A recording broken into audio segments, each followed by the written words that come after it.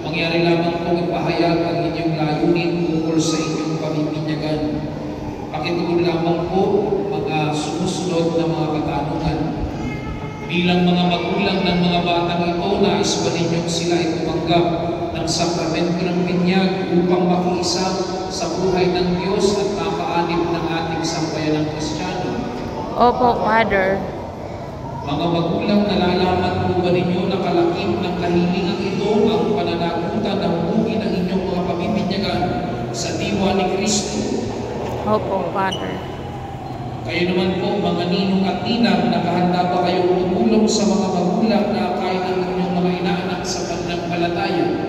Opo, Father. Bilang kinagawa ng sambayan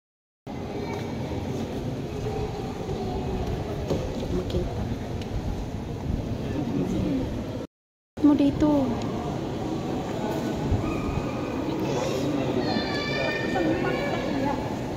Lapit ka sa Ikaw lumapit. lapit ka dito. Yan, lalapit ka siya. Malapit na lang kami. Kasi malayo na to. Ikaw daw lumapit sa kanila.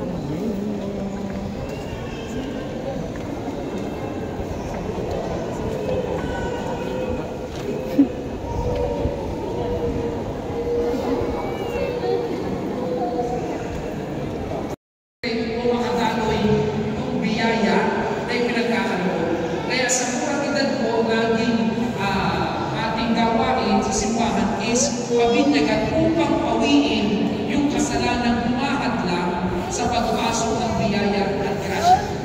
Kaya pagkatapos ng binyag, kung magkasala man, itinatag ni Jesus ang sakramento ng umpisan para muling malinis at maibalik yung karangalang nawala noong bininyagan tapos unti-unting nagkasala.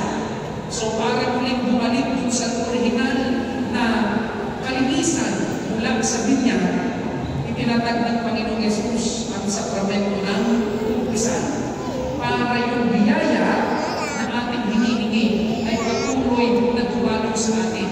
O kaya yung mga bata, nililinis na mula sa bahay, dungis ng kasalanan upang ang biyaya ng Diyos ay patuloy.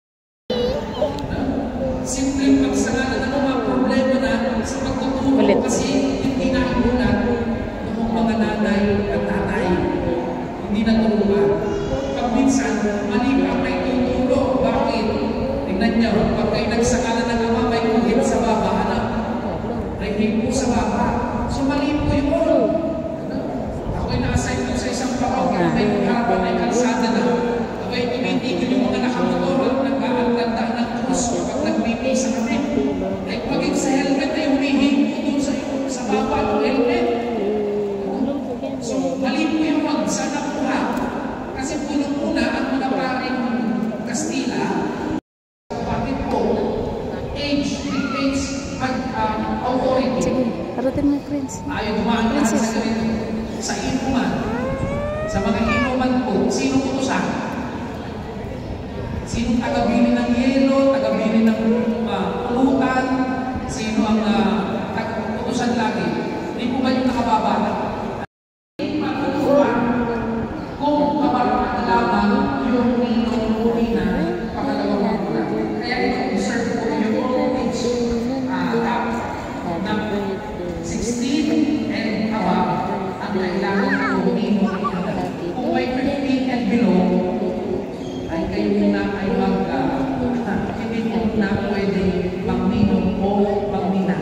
Ito kasi yung obligasyon na turuan yung inyong inaanak ay pagminsan ay hindi Princess Janine ay binibinyagan ko sa ngalan ng Ama, Anak, Santo.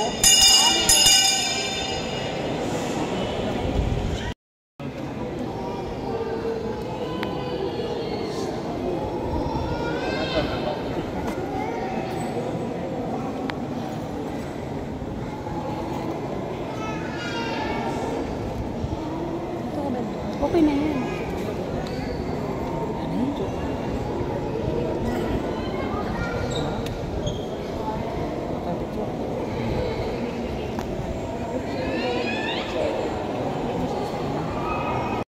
Makasiti po, pakiwasan na lamang po sa inyo nasa likuran para po mabilis po ang pagpapasa ng ilaw ng ating. Ay, pakisinti niyo po.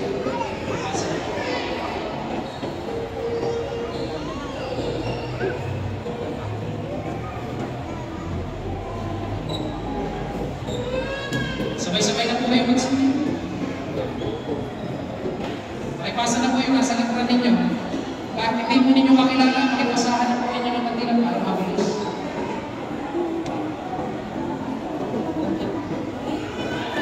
Ay.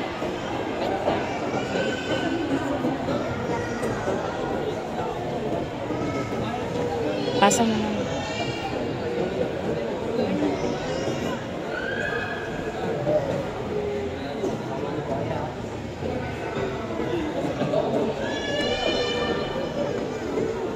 Tayo nang magbigay dangal kay Jesus na ating ilaw sa diwa nating isipan.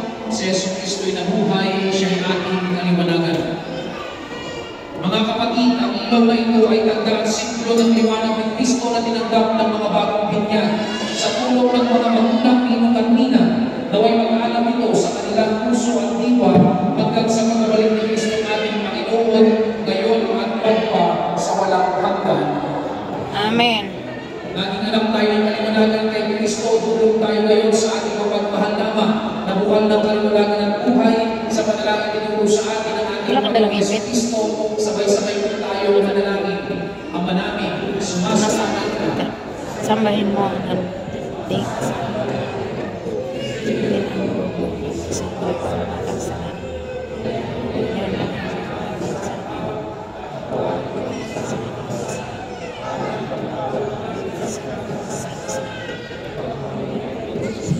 Patagyan kami sa lahat ng kasama. Amen. At sa mahal na Birhen at ipagkatiwala ang mga bagong binyag, sabay-sabay tayo na Panginoong Maria, nagpupuno ka ng grasya. Ang Panginoong Diyos ay sumasa iyo.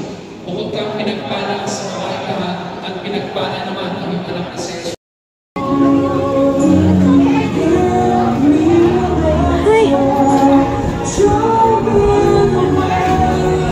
Tara. Ginit na nala. Wala, mainit eh.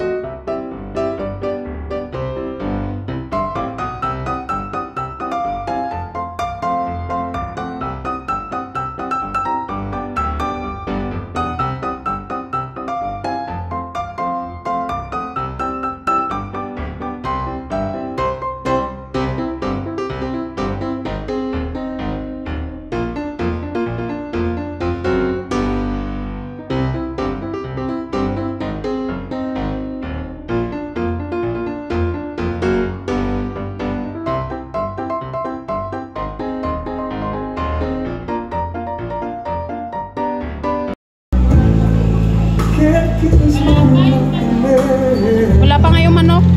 Keep trying to work for the good things you found. If she's bad, they can see she can do no harm.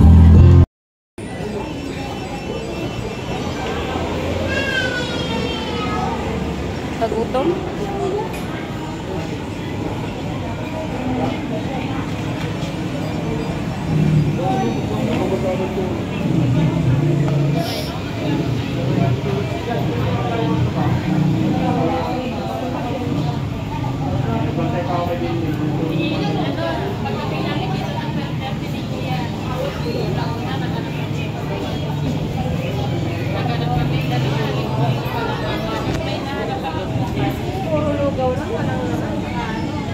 Walang suki, walang kuwa, wala lahat.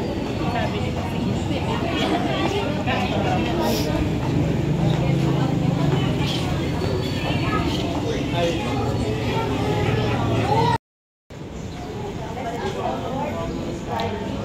Walang mic.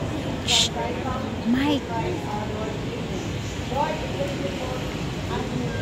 Bagong niya, magulang, mga ninong at ninang, naway pagpalain